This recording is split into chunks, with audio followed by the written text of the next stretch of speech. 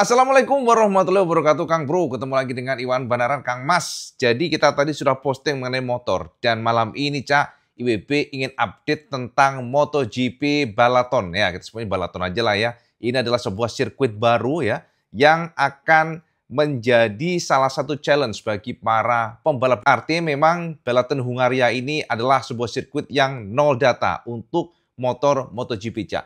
Jadi zero data dan ini adalah tantangan bagi para pembalap untuk bisa mengoptimalkan setiap jengkal dari motornya guna supaya bagaimana mereka melaju kencang. Nah, teman-teman, ada beberapa poin yang ingin IWB share hari ini ya, malam ini akan menjadi sebuah informasi yang penting, akan mengacu pada bagaimana yang terjadi dengan Pecco Bagnaia, termasuk ada statement resmi yang sama tahu sendiri kemarin kita sudah share ke sampean tentang pernyataan lengkap dari David Tardozzi, bos dari MotoGP Ducati. Akan tetapi tentu akan menarik bagi kita untuk mendengarkan pernyataan lengkap dari Gigi Dall'Igna, Cak. Kita tangkap, dia kayaknya bingung, Cak. Dia juga kebingungan dengan apa yang terjadi dengan Pecco Bagnaia. Kita akan ulas itu dan juga teman-teman semuanya informasi mengenai susunan dari pembalap MotoGP yang akan berubah tahun depan ya. Jadi ini juga akan menjadi salah satu perbincangan kita di malam ini. Termasuk juga ternyata Michelin sudah mempersiapkan ban khusus untuk di Balaton sirkuit. Ini adalah sebuah sirkuit yang demanding dengan komposisi ternyata sirkuitnya banyak ke kiri dan seharusnya anti-clockwise ini akan menguntungkan bagi Marc Marquez sebab skillnya memang bagus ya Marquez untuk model seperti ini. Nah, teman-teman, yang pertama IWB ingin nge-share pernyataan lengkap dari Gigi Dall'Igna sendiri ya yang sudah IWB siapkan buat semuanya. Tentu sampai tahu bahwa pekan ini kita akan menghadapi race MotoGP di sirkuit baru, sirkuit Hungaria. Sirkuit Balaton yang secara komposisi layoutnya ini memang agak beda dibandingkan dengan beberapa sirkuit yang sudah dilalui. Sebab sirkuit ini termasuk sirkuit sempit, Kang Mas. Kemarin Marc Marquez dan juga Pecco sudah sempat ngetes di sirkuit ini. Dan ternyata beberapa statement dari mereka, opini mereka, menyatakan bahwa sirkuit ini agak sulit untuk menyalip karena sempit modelnya. Dan juga ada hard braking, termasuk juga ada chicane yang agak sempit untuk lebar dari aspalnya sebenarnya nggak terlalu sempit. Jadi 15 meteran, tapi memang jika kita bandingkan dengan sirkuit yang lainnya, ya termasuk nggak terlalu gede, Cak. Dan apalagi kalau kita perhatikan, Cak, sirkuit ini memiliki stride yang ya lumayan ya, tapi kalau komposisi totalnya mencapai 4,1 km, jadi nggak terlalu yang panjang banget. Nah, yang menarik adalah teman-teman semuanya harus tahu, sirkuit ini adalah sirkuit yang memiliki karakteristik agak berbeda dibandingkan dengan lainnya. Sebab sirkuit ini memiliki 17 tikungan dengan komposisi ternyata banyak ke kiri. Ada 10 belokan ya teman-teman semuanya, sementara ke kanan 7. Jadi kalau kita melihat dari komposisi tikungan seharusnya Marc Marquez akan diuntungkan. Karena sama tahu sendiri skill Marquez memang di atas rata-rata untuk belok ke kiri. Dia memiliki skill yang sangat kuat ke kiri. Jadi kalau kita perhatikan, kiri ini menjadi kekuatan Marquez anti-clockwise. Makanya di beberapa sirkuit seperti Aragon dan juga Austin, rata-rata Marquez selalu kuat sekali di sana. Makanya teman-teman, di Balaton harusnya dia kuat. Seharusnya ya. Tapi ingat bahwa di sirkuit ini adalah sirkuit yang zero data. Makanya kita juga belum tahu seperti apa. Dan first day adalah hari yang sangat penting bagi tim untuk ataupun pembalap untuk mencoba mengoptimalkan setiap jengkal dari motornya. Nah, teman-teman, di hari pertama seharusnya akan menjadi momen yang sangat menentukan. Jadi kita mendapatkan informasi dari beberapa teknisi di MotoGP bahwa di hari pertama adalah sesuatu hal yang menentukan sebab mereka harus mengumpulkan data. Berdasarkan informasi dari pembalap, ingat Cak, walaupun pembalap sudah ngetes kemarin di Balaton, tapi rata-rata mereka menggunakan motor bukan MotoGP, jadi mass production bike yang mana karakternya berbeda dibandingkan dengan MotoGP bike. Makanya di hari pertama nantinya para pembalap akan nge-push banget untuk mencari titik breakingnya di mana, racing line terbaiknya di mana, kemudian juga bagaimana karakteristik gripnya, semuanya akan diutarakan oleh pembalap yang akan dituangkan ke tim, dan tim nantinya akan mencari settingan yang pas. Begitu cara kerjanya, Cak. Kira-kira demikiannya. Jadi mereka mengumpulkan data, kemudian nanti berdasarkan dari sana, karena biasanya begini, Cak, biasanya para tim akan menyeting motornya dengan base setup.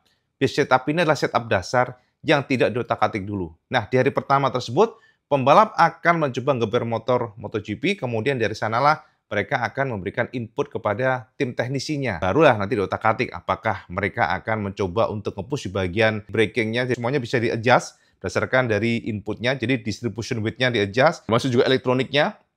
Elektroniknya seperti anti-wheelie-nya, seperti apa levelnya, semuanya akan di-adjust oleh mereka. Dan juga sama tahu sendiri sekarang sudah ada slide control yang tentunya harus diadaptasikan pada sirkuit yang baru. Jadi teman-teman, sekilas informasi buat Balaton Circuit ya teman-teman. Jadi itu ya, di mana sirkuitnya 4,1 km dengan komposisi 17 tikungan dan turn left ke kiri itu 10 kali dan right itu ke kanan. Sorry, 7 kali ya. Jadi right atau kanan 7 kali, 10 ke kiri. Jadi ini seharusnya menguntungkan buat Marquez, tapi kita lihat seperti apa di hari pertama. Nah, teman-teman, mengacu pada Balaton Circuit ternyata kita juga mendapatkan informasi dari Michelin, mereka sudah meracik ban yang baru, karkas yang agak berbeda, asimetris pastinya, tapi dengan 3 karakteristik. Sebuah karkas baru di Balaton ini, mengingat juga Michelin juga kesulitan teman-teman, sebab ini adalah new track, semuanya nggak ada data, zero data, jadi mereka akan meracik ban yang karkasnya kuat di bagian kiri.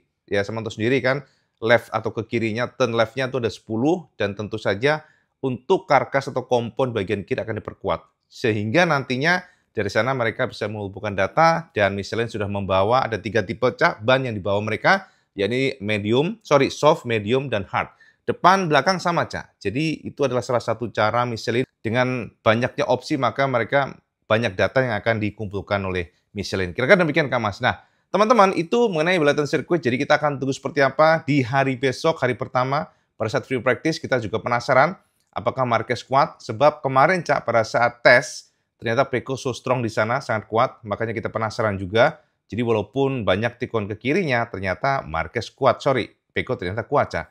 Itu yang bisa kita share ke sama semuanya. Dan next, teman-teman. Nah, ini, Cak, yang menurut IWB juga menarik. Jadi, Cak, sama tahu sendiri bahwa sebenarnya Ducati sudah memberikan penegasan lewat Tardozzi bahwa mereka akan berusaha keras untuk menolong Pecco Bagnaia dengan kondisi yang sulit seperti yang kemarin saya tahu Austria betul-betul berantakan. Dan ternyata Cak, kita juga penasaran apa yang dikatakan oleh Gigi Dalina sebagai kepala teknisinya, sebagai orang yang meracik GP Series. Dan yang menarik adalah ternyata kita menangkap Cak, walaupun Gigi tidak serta-merta memberikan penegasan mengenai kebingungannya, tapi kita menangkap bahwa Gigi sendiri juga cukup surprise ya dengan kondisi Pecco. Yang dari kacamatanya mereka ya, maksudnya kacamatanya Gigi, semua kondisi motornya itu adalah kondisi yang sama, similar, identik. Dari speknya sama, dan semuanya dibebaskan untuk pembalap menggunakan sesuai dengan keinginannya. Jadi kalau melihat kecepatannya di hari Jumat, kemudian hari Sabtu, Gigi ternyata juga kaget dengan hasil pada saat sprint. Sabtu sama tahu sendiri kualifikasi kan better ya dibandingkan dengan Marquez yang terperosok ya keempat startnya. Dan ternyata itu juga menjadi salah satu pemikiran dari Ducati. Apa yang terjadi dengan Pecco dan berikut Cak pernyataan dari Gigi Dalina yang WB sudah terjemahkan dari MotoGP. Jadi kemarin kita sudah share kesampaian tentang pernyataan Tardozzi. Makanya sekarang IWB ingin nge-share ke semuanya pernyataan dari Gigi Dalina. Nah ini menarik sekali dan berikut kata Gigi yang IWB sudah terjemahkan dari MotoGP. Apa sih yang terjadi dengan Pecco dan ini kata Gigi Dalina. Pecco berusaha keras untuk bersaing memperebutkan podium yang terasa sudah dalam genggamannya. Akhir pekan sebenarnya dimulai dengan sangat menggembirakan, tetapi kemudian entah kenapa segalanya berubah. Dari beberapa insiden yang tidak menguntungkan di balapan sprint hingga race minggu, kami tidak meragukan potensi sang juara Pecco dan motornya. Yang pasti, bersama-sama kami harus berusaha sekuat tenaga seperti biasa mencari solusi. Kami harus memahami dan bisa menerima kekecewaan ini, menghadapinya tanpa pernah menyerah dan berjuang sampai akhir. Pengalaman mengajarkan kita bahwa ketika ada yang salah, selalu ada sesuatu yang menambah frustasi dan menghalangi. Terkait Pecco, kita harus tetap berpikir jernih, mempertimbangkan hal-hal baik yang telah dilakukan dan memulai lagi dari sana seperti saat sesi latihan di awal akhir pekan. Yes, itu Cak, kata Gigi Dalina. Jadi dari pernyataan tersebut kita menangkap ada kebingungan. Ya, jadi ada kita kata-kata ini Cak yang membuat kita juga cukup bisa memahami apa yang dipikirkan oleh Gigi. Ya. Jadi lihat nih, Akhir pekan sebenarnya dimulai dengan sangat menggembirakan, tetapi kemudian entah kenapa segalanya berubah. Nah ini dia, Cak. Jadi entah kenapa segalanya berubah. Itu yang menjadi PR dan itu juga menjadi pertanyaan besar Ducati kepada Pecco Bagnaia yang mereka juga saat ini masih berusaha keras untuk mengimprove feeling dari Pecco. Ya teman-teman, jadi kita tunggu saja seperti apa. Yang jelas Gigi sudah menegaskan bahwa mereka akan membantu, mereka akan berusaha keras memberikan terbaik buat Pecco. Yang menarik adalah kita akan kutip juga pernyataan Gigi mengenai Marc Marquez, teman-teman semuanya, supaya imbang ya Kang Mas ya. Nah ini pernyataan dari Gigi Dalina tentang Marquez. Secara umum aku senang dengan apa yang kami lakukan. Aku berterima kasih kepada semua orang yang telah bekerja keras untuk ini. Terlebih lagi di saat tanda-tanda para pesaing kami begitu kuat dan jelas. Mark tak terhentikan menang di Austria untuk pertama kalinya dalam karirnya, menambahkan double kemenangan ke-6 berturut-turut, menambah kemenangan Ducati di trek ini menjadi 10 dan menjadikan Red Bull Ring tempat paling berjaya bagi kami. Balapannya dibangun berdasarkan strategi terarah dan dikelola dengan sangat bijaksana setelah Marc crash di kualifikasi yang memaksanya start di posisi keempat. Grand Prix yang seru, spektakuler, dan tentu saja menantang. Marc mampu menunggu waktu, mengatur ban sebaik mungkin, dan memberikan serangan yang menentukan di paruh kedua balapan. Yes, itu Cak. Pernyataan Gigi Dalina yang juga arahnya memuji Marquez. Ya, teman-teman, ada dua pernyataan yang semuanya bijak ya dari kacamata kita. Gigi Dalina mempertanyakan tentang Pecco, tapi pada akhirnya dia atau Ducati akan berusaha keras membantu Pecco, dan yang kedua adalah pujian kepada Marquez. Jadi gitu Cak, mengenai pernyataan lengkap dari Gigi Dalina. Nah, teman-teman, IWB juga ingin nge-share satu poin yang penting, di mana ternyata bisa kita dapatkan konfirmasi bahwa Honda secara penuh akan menarik, nah ini dia Cak, menarik pembalap Moto2, Diego Moreira. Jadi Moreira ini adalah salah satu pembalap yang memang jadi rebutan bagi pabrikan Jepang ya, Honda dan Yamaha. Sebab Yamaha sebenarnya sudah punya misi untuk menarik Diego Moreira untuk gabung bersama Yamaha ditandemkan dengan Toprak, Cak. Jadi nantinya Miguel Oliveira ditendang, Jack Miller ditendang, dan ternyata dengan konfirmasi yang kita dapatkan walaupun belum official, Cak, di mana Honda nantinya akan mengganti Somkia Chantra dengan Diego. Maka ini artinya keinginan Yamaha untuk menarik Diego sudah pupus, Cak. Dan ini bagus buat Jack Miller, Kang Mas. Sebab informasinya Jack sepertinya akan dipertahankan. Kegagalan Diego untuk gabung dengan Yamaha membuat posisi dari Miller akhirnya sepertinya tak tergoyahkan. Nantinya Miller akan tandem dengan Toprak. Ya, ini penting, Cak. Ini juga perlu sebab Yamaha sementara sendiri mereka memerlukan Jack Miller yang notabene sudah pengalaman juga di engine V4. Apalagi sudah dapat konfirmasi dari Yamaha bahwa mereka secara bulat akan menggunakan V4 dan V4 sudah menjadi target mereka mengingat inline 4 sudah tidak kompetitif. Tahun ini mesin mereka bisa dites secara bulat dan Fabio kabarnya juga akan ngetes mesin V4 Yamaha di Misano. Jadi memang Kang Mas, kalau kita melihat keseriusan Yamaha, sepertinya semuanya nanti akan menggunakan V4 dan selamat tinggal bagi inline 4. Jadi teman-teman, Diego Moreira ya sudah dipastikan akan gabung dengan Honda, akan nanti menggantikan Somkia Chantra. Sementara informasi yang bisa sama semuanya, dan yang paling terakhir adalah, nah ini teman-teman semuanya, ternyata kita dapatkan informasi dari sang legendaris ya, sang legendarisnya adalah Giacomo Agostini yang memberikan pujian selangit kepada Marquez, teman-teman.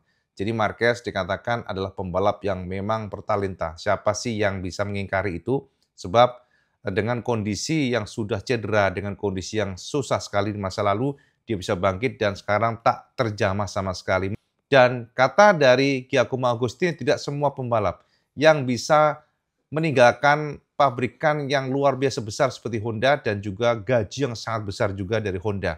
Makanya sekarang teman-teman kata Giacomo Agostini bahwa posisi Marquez ini adalah posisi yang established karena pertama confidence yang luar biasa, yang kedua adalah memang support dari Ducati yang saat ini betul-betul happy banget dengan adanya Marquez dan Gigi terselamatkan oleh kehadiran dari Marquez yang membuat mereka tenang. Sebab sebenarnya bisa bayangin aja, Cak, kalau nggak ada Marquez, poin antara rival Ducati pastinya akan mendekati sangat mepet dibandingkan dengan adanya Marquez. Marquez sudah sangat jauh ya dibandingkan dengan para rival dan indikasi kebangkitan rival seperti Aprilia sangat terlihat sekali pada saat Marco Bezzecchi yang luar biasa. Kita juga dapatkan konfirmasi yang penting sekali di mana Pecco Bagnaia happy sekali sudah meninggalkan Austria. Happy sudah melupakan Austria sebab bagi dia sirkuit tersebut memberikan semacam memori yang kurang baik buat Pecco Bagnaia. Dan Pecco menyatakan bahwa sirkuit Balaton adalah sirkuit yang disukainya.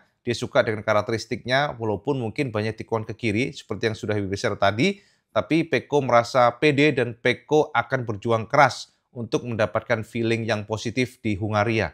Jadi itu adalah tekad Pecco Bagnaia dan kita berharap Cak demikian sebab dengan kondisi Pecco sekarang benar-benar bikin heboh Ducati, benar-benar bikin pusing Ducati.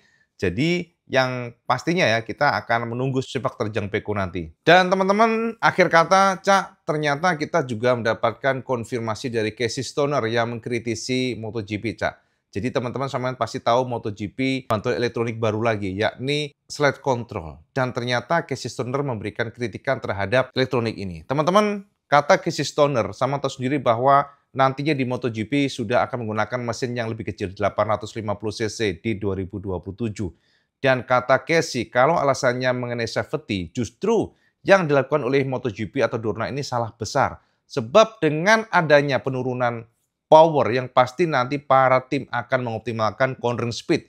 Dan dengan adanya elektronik yang semakin sempurna, maka akan ada kecenderungan para pembalap nge-push banget pada saat masuk tikungan. Dan itu resikonya besar sekali. Itu kata Casey Stoner. Apalagi dengan motor yang kubikasinya lebih kecil, maka titik braking-nya akan dibuat sedekat mungkin ke tikungan, sehingga resiko crash itu lebih besar terjadi. Makanya teman-teman, kata Casey adalah jika memang urusannya safety, seharusnya Dorna tidak merubah atau tidak mengoptimalkan elektronik. Sebab menurut dari Casey, dengan adanya bantuan elektronik, maka para pembalap akan nge-push sekuat mungkin karena semuanya dibikin mudah, membuka gas enak mungkin juga tetap mudah. Ketika ban sudah mulai aus pun ban minim goyang dompet, tapi sekalinya crash itu akan menjadi heavy crash. Itu kata Casey Stoner. Nah, teman-teman ternyata memang ada kemiripan antara pernyataan Casey dan juga Marquez yang notabene pembalap lama dan rata-rata memang mereka menyukai ketika motor minim elektronik maka itu akan menjadi salah satu challenge yang luar biasa dan Casey juga menegaskan Cak, dengan adanya elektronik maka akan membuat aksi salib semakin minim dan itu akan membosankan para pemirsa seperti kita semuanya.